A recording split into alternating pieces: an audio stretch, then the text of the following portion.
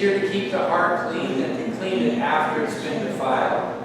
4, we cannot fight fleshly appetite by indulging in it. Number 5, small compromises lead to great disasters. Number 6, those who do not love the Lord will not help you serve the Lord. Number 7, our sinful habits do hurt those who follow us. Number 8, it is not possible to fight a fleshly temptation with a fleshly weapon. I think I said all those words right. Number 9, we lose our freedom to choose when we give in to temptation. Our consequences are inevitable, incalculable, and up to God. And number 10, God balances guilt with blame. Accept the blame for your actions, and God will remove the guilt. Just out of curiosity, is any one of those, just like this last week, just done anything? Any one of those God has brought out to you this last week or last couple of weeks at all? Or? Those who do not,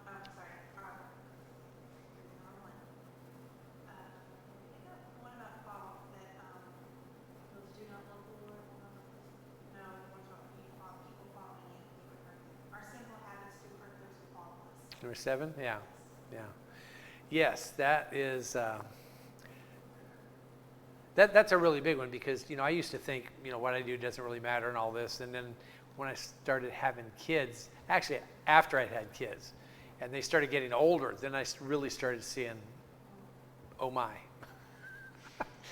Yeah, oh my, because they really do just follow us around like the little minions that are back there and just jump on things. And they hurt people. We don't think about it at the time. We think, that's no big deal. Sometimes it's a big deal, and the thing is, you can't change something after it's done. It's there, it's done. Now we got to deal with it. God will help us deal with it, but it's better not to let it happen in the first place. So we try to think that one out front. If that makes sense. Consider what you're doing before you do it, because it does have consequences, and that's a good thought. I like that. All right, Psalms 1 says, blessed is the man that walketh not in the counsel of the ungodly, nor standeth in the way of sinners, nor sitteth in the seat of the scornful. But his delight is in the law of the Lord, and in his law doth he meditate day and night.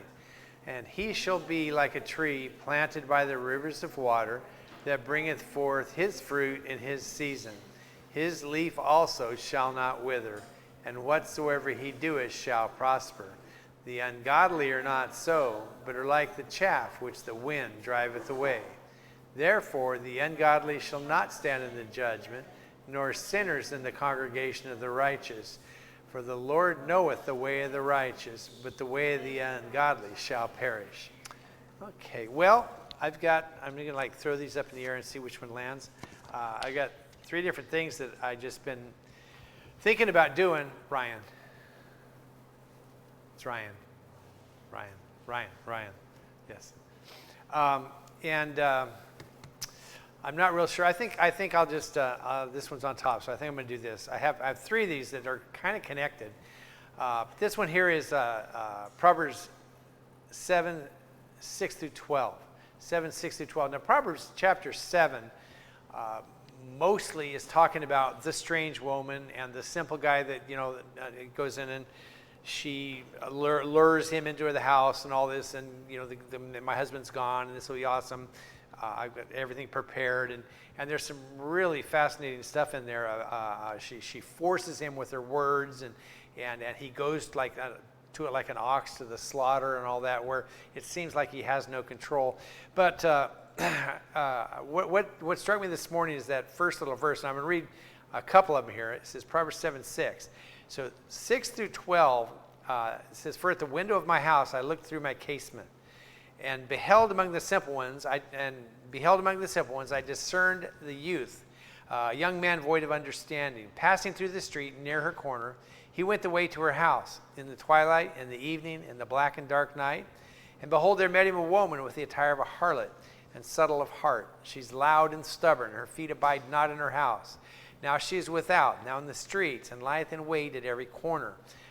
What really struck me, and I've thought about this several other times, and I've actually talked about this a couple years ago in one of the meditations. For at the window of my house I looked through my casement. That's wisdom. That's who is talking here. And wisdom is in the house that she's built. Several chapters later, I think in 9 or 10, it says, wisdom stands at the meeting place of the gate. She cries. She calls to the simple, come into my house. I prepared a table. I prepared my meal. And then later at the end of the chapter, the strange woman says the exact same words. Come into my house. I prepared a place for you. And exact same words from wisdom and from the strange woman. The strange woman, now when I say that, I don't want you to think I'm just talking about women. The strange woman, it is a woman, and men have more trouble with adultery in that than women do. Not that women don't have any problems, but it's a much bigger issue for men. But the strange woman is somebody in the Bible that is pulling you away from Christ. It's somebody that's pulling you away from God. So it's basically the devil, is what they're talking about there. The person that's trying to get you away. The strange woman, it means an alien, a stranger, a person that's not a brethren, not part of our family, not saved. But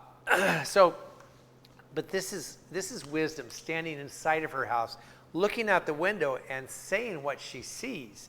And she looks out and she sees this simple person, this youth, wandering about the streets. Now, there's nothing wrong with being simple. At one time, we all were simple, or we are simple. Simple is just lack of knowing things yet. It's not a bad thing, but we have to be careful because a simple person is also very easily influenced. They just don't know much. They're not smart yet. They haven't gained understanding yet. And they need to be in the right place, okay? So the thought I had was this, we need to determine where we're going to live. We need to determine what house we're going to live in. Wisdom lives in a safe place. The strange person lives in a house also, but it's a house of bondage, destruction, and despair. Wisdom watches the simple, the ones who live without wisdom, the ones that are wandering the streets, just without any kind of plan. They're just going around, just hanging out, just doing things. And that's a lot of people. They just don't have much of a goal or a purpose. They're just kind of living life as it comes. Okay? And that's the simple person. Wisdom watches through the window of her house. Now, wisdom calls the simple person to join her, to come into her house, to come in and live in safety. The simple are out here wandering around the streets looking for a place to go, looking for a place to stay, And I just, I'm not talking to anybody in particular, but in a lot of ways, in many areas of our life, we are simple. We just haven't got knowledge yet. Now, hopefully, I'm looking around this group, most of us have some wisdom, and we're not just clueless out there a lot of times like a brand new believer would be. But the strange person, a lot of times we're just kind of wandering around the streets without thinking much about what's going on. The strange person, the person who's trying to pull others away from God, away from wisdom's house, that person's also out there in the street. They're not wandering around without purpose. The strange woman, the strange person. They have a very definite purpose. They're dressed to attract. They're on every street, on every corner, looking for the simple. They call loudly, they're brash, they're aggressively seeking the simple. They're out there really putting in a lot of effort. Their goal is to get the simple people. They're hunting for anything they can find. They seem to care, but all they really care about is their next conquest. Once they catch a simple person, once they kind of get the simple person, they take him to their house and they lock him into that house with pleasures that bind them. Okay, they get them involved in seeking after pleasure, and it gets them bound up in sin. Once they capture their prey, they discard them, and they leave them hurting, wounded, and destroyed. And here's the deal: we're the simple, many times in many areas. We're without wisdom. We're void of understanding. And I'm not saying all of us are totally simple, but I know that in my life there's many areas where I'm pretty simple. I'm void of understanding and wisdom, okay? And in those areas, I'm vulnerable always, okay? That's why I need the Holy Spirit I need to gain wisdom so that I won't be simple. We have to choose where we're going to live. We must choose to go into wisdom's house. We don't have to understand much, just that we have to choose a place of safety, not a place of pleasure. This world, I'm telling you, and you know this, there is just such a focus on pleasure. Do what you want. Do what feels good. This is awesome. You'll love it. Follow your heart. All that stuff that is just preached to us in every form of media all the time. And that's the devil. That's the strange person. That is what we cannot go after. Okay? We need to find a place of safety. Okay? We need to find a place that is not dangerous. We have to choose safety over pleasure. We have to choose security over enjoyment. There's nothing wrong with enjoyment. God doesn't want us to be miserable. That's not what I'm saying. But if our goal is pleasure, our result is going to be destruction. When we choose to go into wisdom's house, we'll find safety, and we'll find knowledge, we'll find understanding, and we will also find love, we'll find joy, we'll find peace, we'll find kindness. When we choose to live in the house of wisdom, we will be given the desires. God will put in our heart the desires that he wants us to have, and then he will fulfill them. That's what life is all about, is having proper desires fulfilled. That's contentment. That's what all of us are striving for. That's what we're looking for. We'll stand with wisdom inside of her house, and we'll look at that window, and we'll see other simple people wandering the streets. And here's what wisdom will do. Wisdom will teach and train us so that we can go out and help the simple to come into wisdom's house where they can be safe. Wisdom will help to teach us, to teach the simple to find knowledge, wisdom, and understanding. That's what going into her house is all about.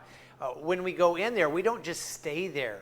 We learn, we gain knowledge and understanding. We see the simple outside, and we go out and we try to help bring them in where they can have safety, where they can be taught to go out and get more people to come in, okay, and into that place of safety.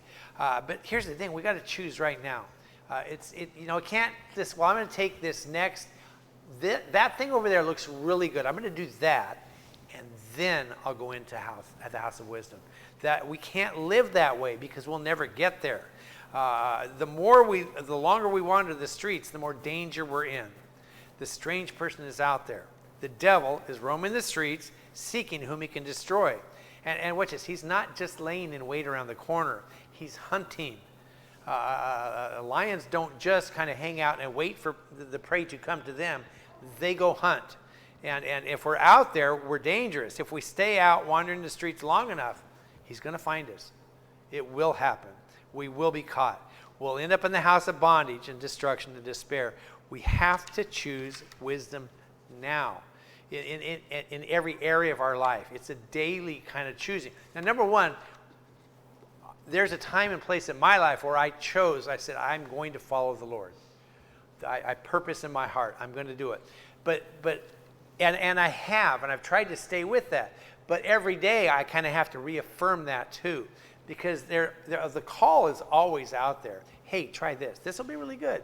You can have one cheeseburger. That kind of stuff. It's always out there for you. Bill's always trying to get me to eat stuff I'm not supposed to eat. Well, I got this pie in the car. It's like, no, I don't want the pie. I love the pie. I don't want the pie. Okay, that kind of stuff. Because you're the devil. You should stay away. But that's in all seriousness, that is what the devil does. He's trying to offer us things that we shouldn't have. And they look really good. They taste really good. They are really fun.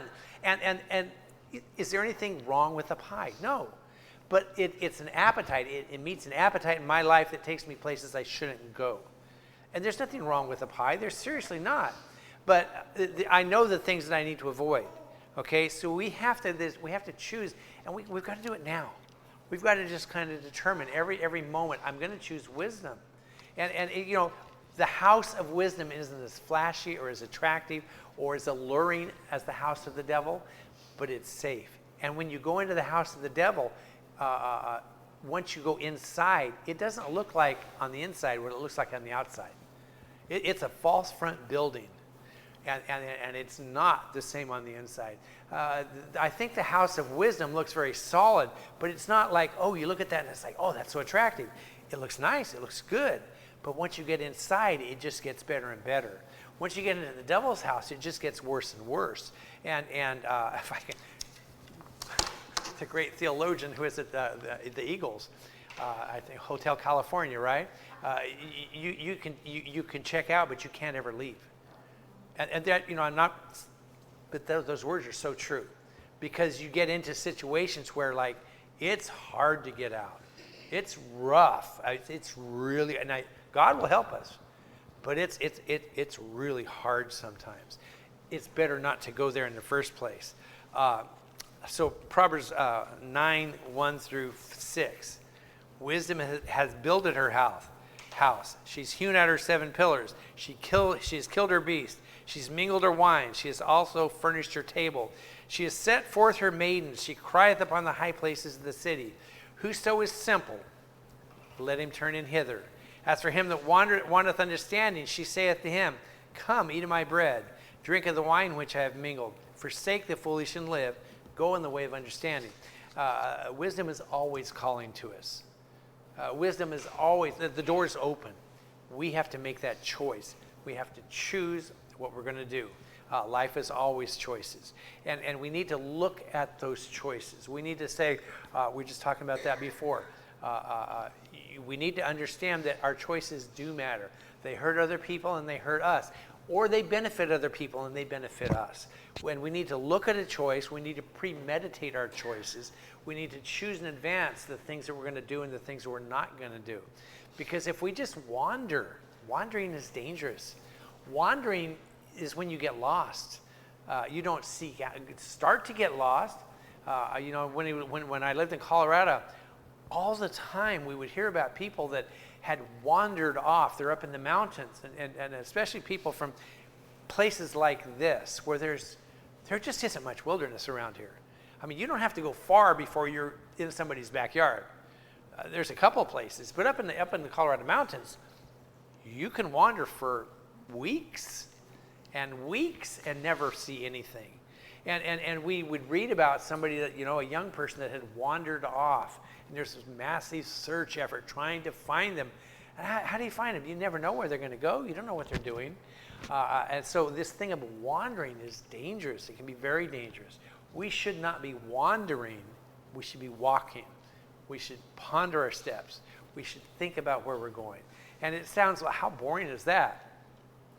It may sound like that. It's not as exciting, but I'm telling you, safety feels a lot better than pleasure, especially in the long run. It may be fun today, but you pay for it forever. Or you can do some work today and you have security for the rest of your life. That's what wisdom offers. That's what this strange woman, this strange person offers. We've got to be very careful. The simple look at that and they're like, that looks good. And if we'll listen to the Holy Spirit and say, what do you think? What do you think? A lot of times he'll tell us, but we don't want to listen because it's not what pleases us. But we have to be willing to listen to that soft voice of the Holy Spirit when he says, come on, no, don't go there, don't do that. And you say, okay. And then after a little while, you'll look at where you would have gone and you're like, oh my soul, I'm so glad I didn't do that. Look where they're at now. And not taking pleasure in it, but I was with them. And now they're in really deep trouble. And I'm not, because I didn't go with them. I didn't listen. I didn't follow. So just be careful, okay? And just think about that. I'd much rather be in that house looking out the window and going out and trying to help people than being the one that's wandering around the street. All right, you can shut it off.